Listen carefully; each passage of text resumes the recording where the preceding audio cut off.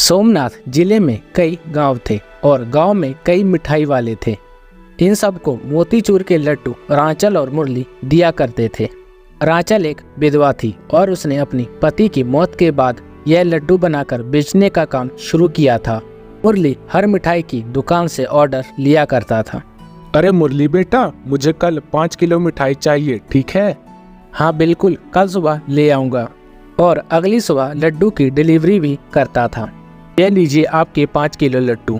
ये लो बेटा तुम्हारे पैसे, और अपनी माँ को कहना कि वो ऐसे ही अच्छे लड्डू बनाती रहे। तभी उसकी दुकान पर एक ग्राहक आई।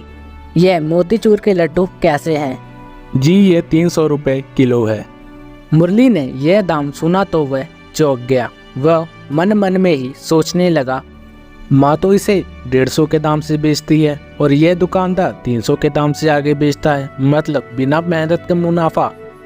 मुरली उस दुकान से निकल गया। वो घर गया और उसने यह बात अपनी माँ को बताई। अब क्या कर सकते हैं, उसकी दुकान है इसलिए वो मन चाहे दामों में बेच सकता है।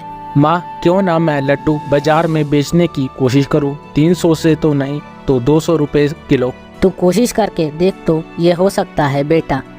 ठीक है माँ, आप कल से मेरे लिए लड्डू 10 किलो अलग से बनाना। ठीक है बेटा। अगली सुबह रांचल ने लड्डू बनाना शुरू किया और 10 किलो लड्डू अलग से बनाए मुरली के लिए। मुरली ने रोज की तरह पहले सारे लड्डू की डिलीवरी की और 10 किलो लड्डू की थैली भरकर निकल गया। वो बाजार पहुंचा। लड्डू ले लो लड्डू, मोतीचूर के लड्डू, ताजे स्वादिष्ट लड्डू, 200 रुपए किलो, बस 200 रुपए किलो। मुरली का दाम कम था, इस वजह से ग्राहक आकर्षित हुए। अरे भाई मुझे 1 किलो दे दो। मुझे भी। मुरली के 10 किलो लड्डू हाथों हाथ ही बिक गए। माँ मेरे सारे लड्डू बिक गए, ये देखो 500 रुपए का मुनाफा भी हुआ है।